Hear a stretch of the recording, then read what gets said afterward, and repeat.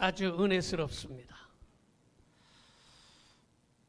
오늘 이 시간에 어떤 교회가 좋은 교회냐고 물으신다면 이런 말씀으로 여러분들에게 오늘 은혜를 함께 받고자 하는 것입니다. 어떤 사람이 배를 타고 가다가 풍랑을 만나서 배가 그만 파선하고 말았습니다.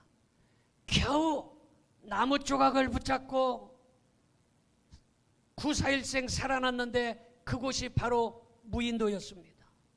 사람이 아무도 살지 않는 무인도에서 몇 년 동안을 혼자 살다가 구출되었는데, 구출될 때에 선장이 가서 보니까 초막이 3개가 있는 것이에요. 그래서 그 사람에게 당신은 혼자 있다고 그러더니 어떻게 해서 이곳에 집이 3개씩이나 있느냐 이렇게 물어보았습니다. 그랬더니 그 사람이 대답하기를 첫 번째 집은 제가 사는 집이 맞고요, 두 번째 사는 집은 제가 현재 다니고 있는 교회고요, 세 번째 집은요 제가 전에 다녔던 교회입니다 라고 이야기를 하더란. 여러분, 그만큼 교인들이 교회에서 갈등이 아주 많다라는 것을 단편적으로 이야기해 주고 있는 것입니다. 여러분, 이제 여러분들의 교회가, 이 교회가 마지막이 되시기를 바랍니다. 여러분, 어떤 교회가 좋은 교회냐고 물으신다면 많이 모이는 교회가 좋은 것도 아니고, 큰 교회가 좋은 것도 아니고, 유명한 교회가 좋은 것이 아니라 좋은 교회는 신앙생활이 행복해야 좋은 교회라고 말할 수 있는 것입니다. 교회는 소풍 가는 것처럼 마음이 평안하고 위로받고 그 말씀이, 진리의 말씀이 선포되는 진짜 보석같이 변하지 않는 그런 말씀을 증거하는 교회가 좋은 교회임을 믿으시기를 바랍니다. 사도행전 15장은 이방인 출신 성도들이 유대인처럼 할례를 받아야 합니까? 아니면 할례를 받지 말아야 됩니까? 하면서 회의를 하면서 아주 소란스러웠습니다. 유대인 바리새파 출신은 할례를 받아야만 된다, 할례를 받지 않으면 안 된다라고 강조를 했고, 바울과 바나바는 할례를 받을 필요가 없다, 그렇게 여러 가지 의견이 오고 갔습니다. 그렇게 의견이 많이 오고 간 후에 베드로가 말하기를 이방인들에게 율법의 멍에를 매게 하지 말라 이렇게 말하였고, 야고보가 말하기를 베드로의 말을 참고하여 결론을 내리고 있습니다. 그래서 성경을 보니까 사도행전 15장 13절 14절을 봅니다. 말을 마침에 야고보가 대답하여 이르되 형제들아 내 말을 들으라. 하나님이 처음으로 이방인 중에서 자기 이름을 위할 백성을 취하시려고 그들을 돌보신 것을 시몬이 말하였으니, 여기 시몬이 말하였다. 잘 기억하시기 바랍니다. 야고보가 베드로를 시몬이라고 얘기하고 있어요. 이것은 베드로하고 오랫동안 친분이 있었다, 아는 사이였다라는 것을 강조하고, 베드로의 말이 선지자들이 말씀한 것과 똑같다. 전에 선지자들이 하나님의 말씀을 증거했는데 그 말씀과 하나도 틀리지 않다. 시몬의 말이 진리고 이단의 말이 아니다 라고 이야기를 합니다. 야고보는 아모스 9장 11절 말씀을 이용해서 이방인의 구원과 관련된 말씀이 구약에 있다는 것을 말하고 결론을 내리는데, 사도행전 15장 16절 17절을 봅니다. 이후에 내가 돌아와서 다윗의 무너진 장막을 다시 지으며 또 그 허물어진 것을 다시 지어 일으키리니 이는 그 남은 사람들과 내 이름으로 일컬음을 받는 모든 이방인들로 주를 찾게 하려 함이라 이렇게 말하고 있는 것입니다. 여러분, 여기에서 보면 야고보가 내 말을 들으시오 이렇게 이야기하고 있어요. 내 의견에는 이렇습니다. 이방인 중에 하나님께로 돌아오는 자를 괴롭게 하지 마세요. 믿지 않는 사람이 하나님께로 돌아와서 예수를 믿겠다고 하는데 왜 그 사람들을 괴롭게 합니까? 하면서 결론 짓는 것을 보면 야고보의 권위가 대단했다는 것을 알 수 있습니다. 야고보는 알다시피 예수님의 동생이에요. 그런데 예수님의 동생이라고 해도 신앙생활이 엉터리라면 그 파워나 권위가 안 쓸 거예요. 여러분, 파워나 권위는 신앙생활이 제대로 돼야, 그래야 파워가 있고 권위가 있는 거예요. 예를 들어서 제가 아무리 여러분들에게 올바른 말을 전해도 아이고 목사님 맨날 사모님하고 쌈박질이나 하고, 그러면 권위가 쓰겠습니까? 안 쓸 거 아니에요.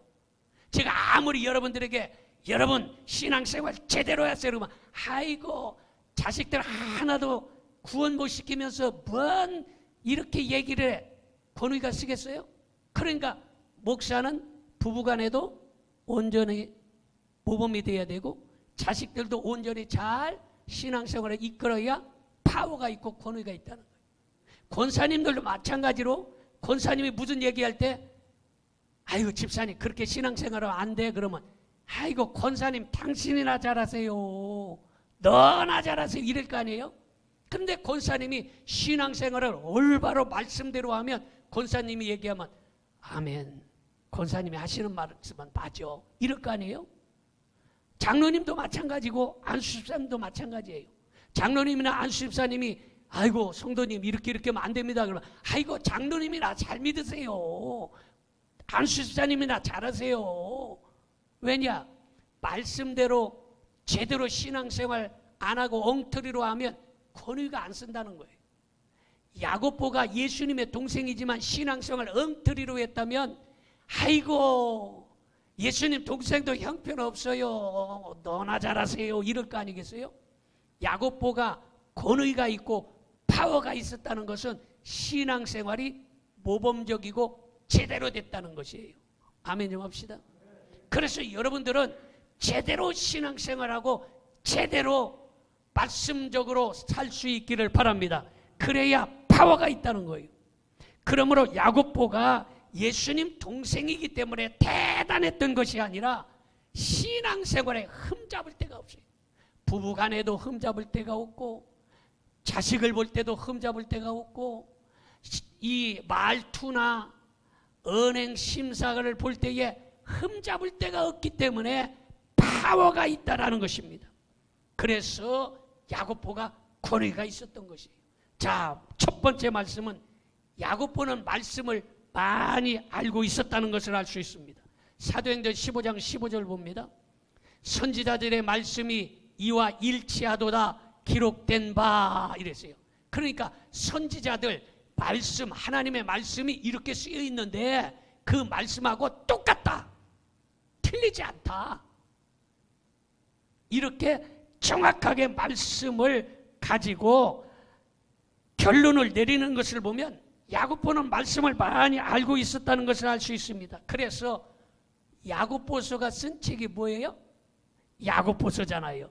이 야고보서를 보면 신약 성경의 어떤 서신보다 예수님 말씀을 가장 많이 인용한 성경이 바로 야고보서입니다. 그것을 보면 야고보는 성경에 대해서 대단히 잘 알고 있었다. 야고보서의 3분의 1이 예수님 말씀이 들어있는 것입니다. 이렇게 야고보가 예수님 말씀을 많이 알고 있었기 때문에 권위가 있는 거예요. 그래서 여러분들도 말씀을 바로 알아야 권위가 있는 거예요. 말씀을 모르면 권위가 안 서요. 원수 마귀도 깔보고 세상 사람도 깔보는 거예요. 그래서 오늘 여러분 말씀을 정확히 알아야 되는데 여러분 대부분의 신앙생활 하다가 그만둔 사람 세상에 많아요. 초등학교 때 다니다 그만둔 사람 얼마나 많아요? 윤석열 대통령도 지난번에 뉴스에 보니까 초등학교 졸업 수료증서가 있더라고. 거기서 목사님을 찍었고 몇 년도에 졸업했다 여기 딱 나와 있더라고. 그거 다 보셨을 거 아니에요? 근데 말씀을 바로 알지 못하니까 엉터리로 이렇게 하는 거예요. 신앙생활이. 여러분, 대통령이 중요해요. 대통령은 대한민국 지도자로 나라만 잘 이끌면 돼. 그러나 예수님을 믿지 않으면 대통령이라도 지옥 가는 거예요. 대통령 평생 합니까? 길어야 5년이요. 길어야 5년. 그 권력 잡았다고 좋아합니까? 허구한 날 욕만 바가지로 먹어. 여러분, 권력이 대단하고 좋은 게 아니에요. 재물이 대단하고 좋은 게 아니에요. 진짜는 신앙생활 잘하다가 천국 가는 게 진짜입니다. 진짜입니다. 진짜입니다. 여러분, 그러므로 신앙생활 엉터리로 하면 전도하기 엄청나게 어렵습니다. 왜? 말씀을 어정쩡하게 알고 있기 때문이에요. 그런데 여러분들이 말씀을 올바로 알면 여러분 원수 마귀가 여러분 흔들지 못해요. 그래서 우리 교회에서 신앙생활 최소 3년 하면 말씀이 뼈대가 있어요. 제가 말씀을 정확하게 말씀을 증거하기 때문에 이 말씀을 들은 사람들은요, 어떤 사람들이 얘기를 해도 흔들리지 않아요. 그래서 말씀이 권위가 있다라는 것입니다. 그래서 여러분, 말씀을 아는 것은 무엇보다도 큰 힘이 되는 거예요. 사단 풍파, 환난 풍파가 찾아온다 할지라도 말씀 앞에서는 꼼짝하지 못하는 것입니다.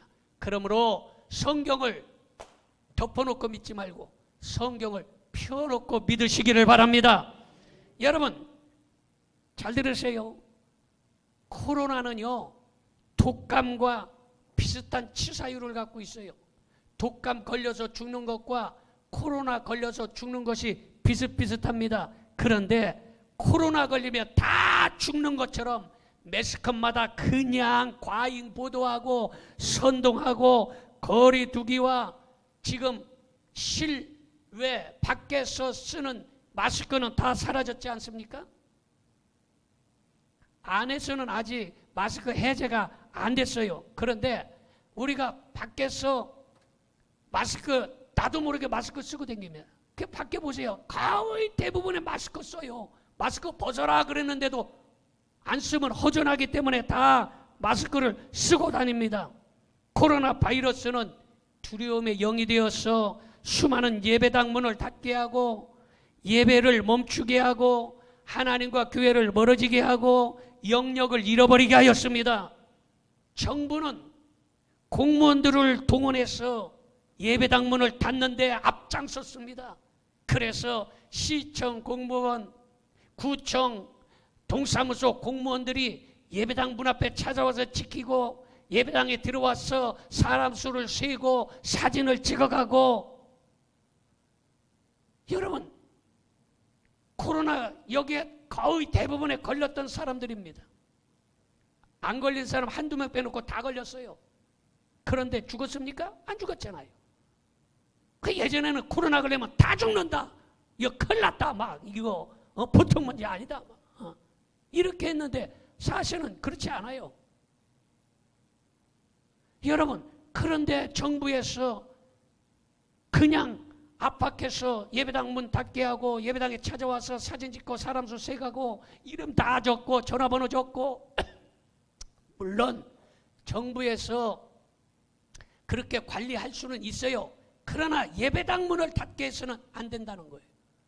그래서 그 당시에 예배당 문을 열고서 예배드려서 고발당했던데 다 재판해가지고 이번에 다 이겼잖아요. 여러분 뉴스 봐서 다 알잖아요. 예배당 문은 닫게 하는 것은 이것은 안 된다라고 해서 이거 종교의 자유가 있다 해서 다 교회마다 다 이겼어요. 여러분, 어떤 교회는요 앞장서서 교회 예배당 문을 닫게 만드는데 아주 성경을 반하는, 성경 말씀을 반대하는 이런 일들의 모범을 보였습니다.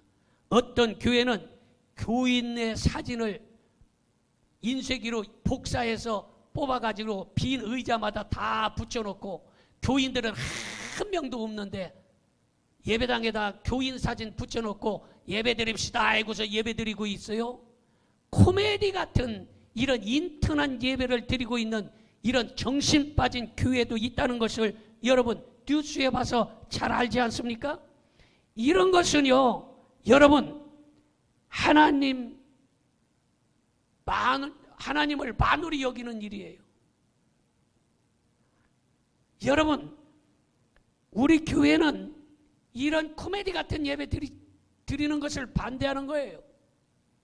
여러분들도 마찬가지로 제가, 목사가 그냥 정부 비유나 맞추고 성경 말씀을 그냥 얼렁뚱땅 엉터리로 하고 엉터리로 여러분들을 가르치면 여러분 좋겠습니까?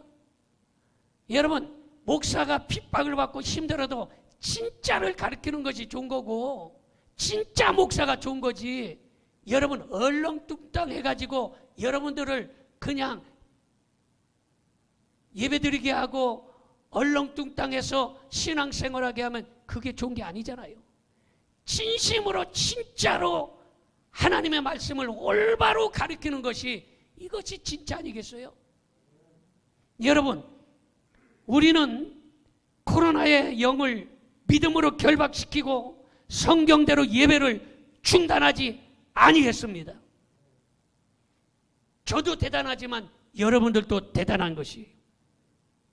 요즘에 코로나 확진자 수가 수만 명씩 늘어나도 뭐 그렇게 크게 뉴스가 안 돼요. 8만 명, 뭐 11만 명, 뭐 왔다 갔다 해도 여러분 그게 큰 뉴스거리가 되지 않습니다. 다시는 이러한 일들에 속지 말아야 되는 것입니다. 여러분, 그래서 한국 교회가 지금 수천 교회가 문을 다 닫아서 폐쇄시켜버려, 아예 없어져 버렸어요. 교회마다 성도들이요 반의 반절로 다 줄어버렸어요. 큰 교회든 작은 교회든 다 마찬가지입니다. 세계에서 제일 큰 교회도요 그렇게 코로나 때에 교인들이 하도 안 오고 교회 문 닫게 해가지고 여러분 땅 팔아가지고 빚을 갚았다는 거 아니에요? 여러분, 이제 움츠렸던 믿음의 날개를 펴고 일어나야 하는 것입니다. 오직 하나님의 말씀은 천지가 변해도 1.1획 변치 아니함을 믿으시기 바랍니다. 우리는 말씀이 가는 데까지 가고 말씀이 멈추면 멈춰야 하는 것입니다.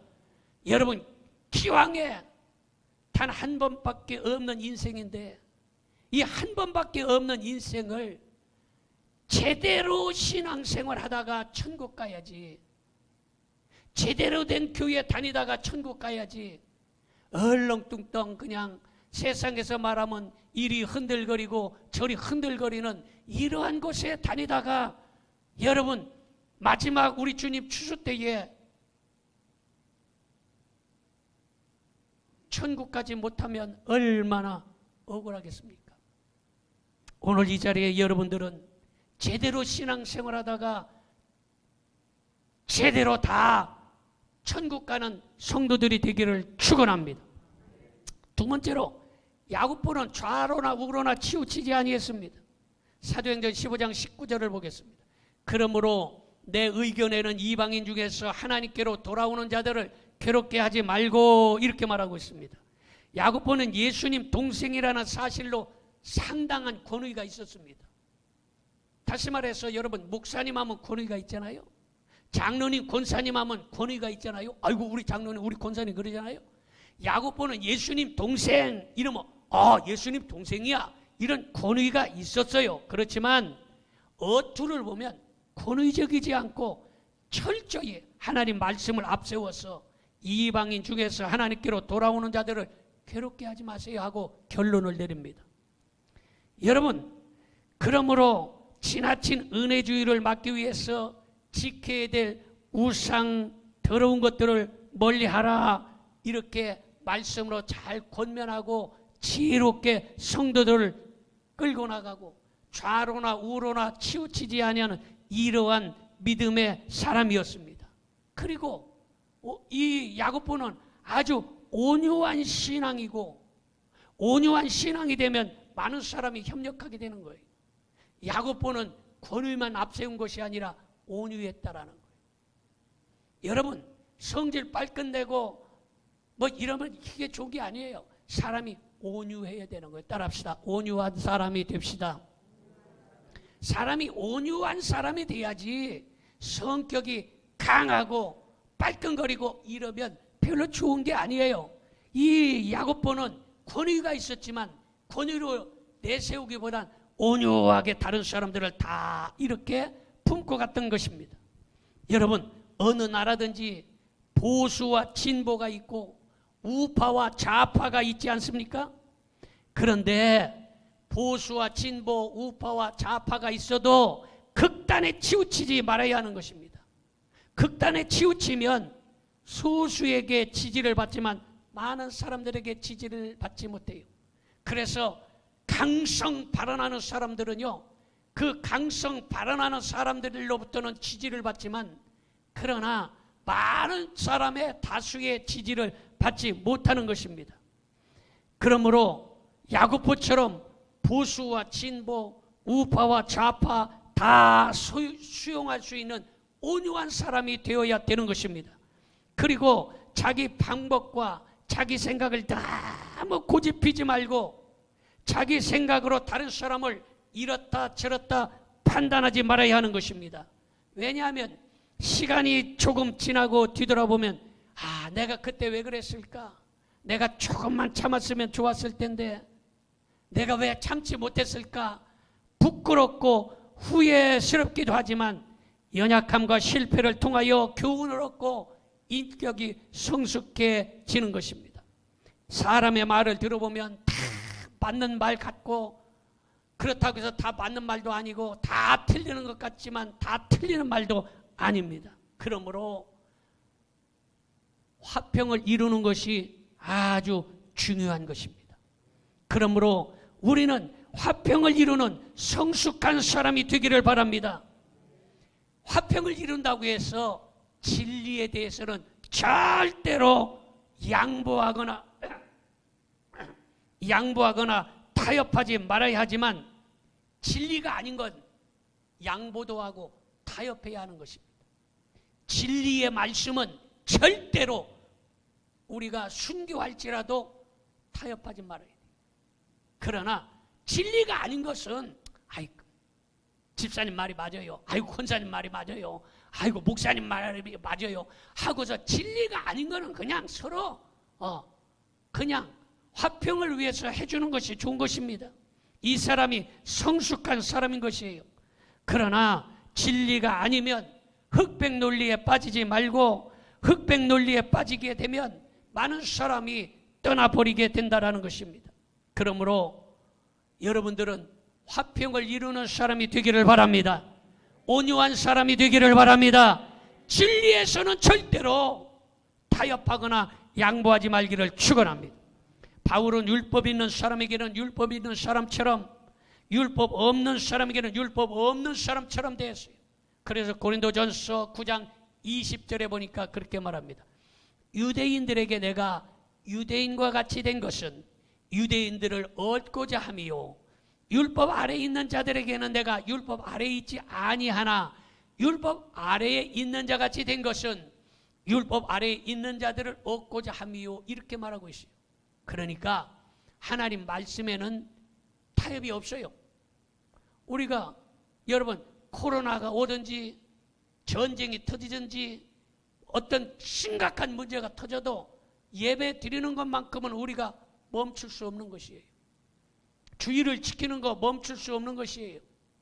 여러분 하나님 말씀을 지키는 거 우리가 하나님을 섬기는 거 이것은 여러분 내가 우상을 숭배하지 아니하면 너를 즉결 처분하겠다 할지라도 우리는 순교할지라도 다니엘처럼 만군의 여호와만 섬기는 거예요.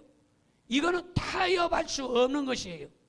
그런데 진리가 아닌 이런 것들은 우리가 화평을 위해서 온유한 심정으로 들어주는 것이 좋다라는 것입니다.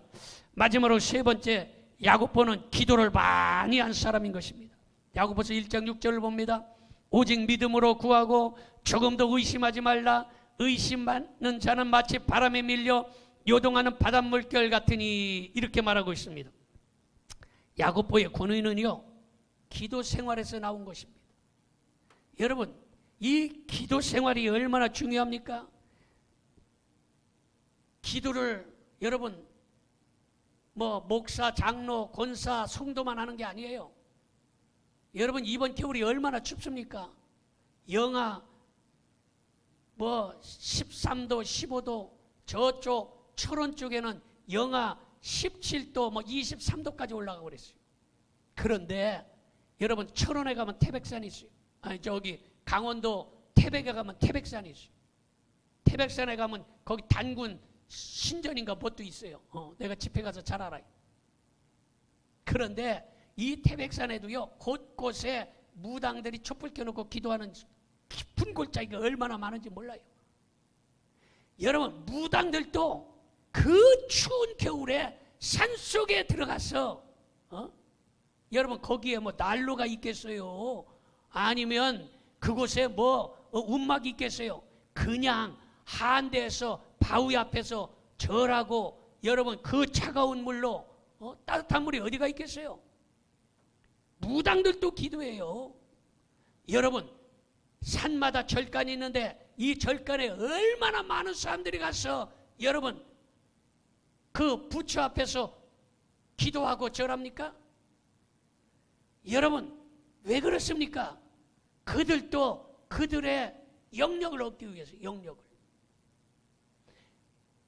마찬가지로 믿음의 백성들은 영역을 얻기 위해서 기도하는데 세상 사람들이 얻는 영역과 우리가 얻는 영역은 완전히 다른 것입니다. 귀신의 영역과 성령의 영역은 천지가 차이 나는 거예요. 왜 그렇습니까? 왜 그들이 기도합니까? 여러분 특히 시험 보는 이 고3들 대학 가는 철에 절간마다 가득가득한데 그곳이 동네에 있지 아니고 다 산골짜기에 있습니다. 다 올라가서 그곳에 가서 여러분 절하고 한대에서 밖에 나와서 1000배, 3000배씩 하지 않습니까? 왜 그렇습니까? 그들도 기도의 영역을 얻기 위해서 그런데 믿는 사람들이 기도하지 아니하면 그 영역이 없어요. 그래서 기도가 대단히 중요하다는데 이 야고보는요 기도의 영역이 있기 때문에 바로 권위가 있는 것입니다. 예수님 동생 야고보는 얼마나 기도를 많이 했는지 무릎 꿇어서 기도했더니 그 무릎 꿇은 바위가 얼마나 그 자리에서 계속 기도했는지 바위가 파였대요. 여러분 산에 댕겨본 사람 알겠지만 바위가 사람들이 계속 밟고 다니면 그곳에 파인 자리 있지 않습니까? 그렇게 파였다는 거예요. 야고보의 무릎이요 낙타 무릎처럼 아주 이렇게 두꺼워졌다는 거예요. 찢어졌다 나섰다 찢었다 나섰다 낙타 무릎처럼 그렇게 됐다는 것입니다.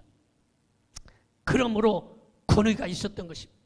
그러므로 베드로를 비롯한 예수님의 제자들 모두가 다 야고보의 말에 다 따르고 순종한 것이에요.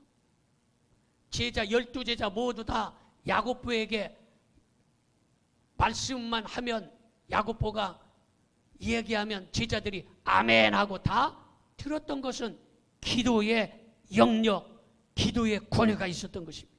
여러분 기도는 저축과 같아서 아주 결정적일 때 빛이 나는 것이.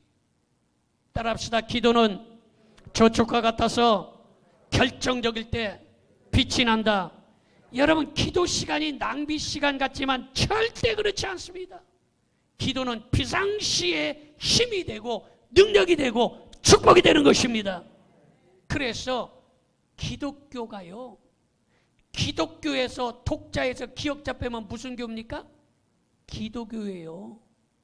기독교는 기도하는 교가 기독교예요. 그래서 기독교는 바로 기도교이기 때문에 기도는 환경을 변화시키고 기도하면 좋은 일이 일어나고 기도하면 반드시 응답하는 역사 일어나고 기도는 영역을 얻는 힘이기 때문에 여러분 마지막 때에 여러분들이 기도의 영역을 갖기를 바랍니다. 기도를 평상시에 많이 저축하는 여러분들이 되시기를 축원합니다. 기도하겠습니다. 전능하신 아버지 하나님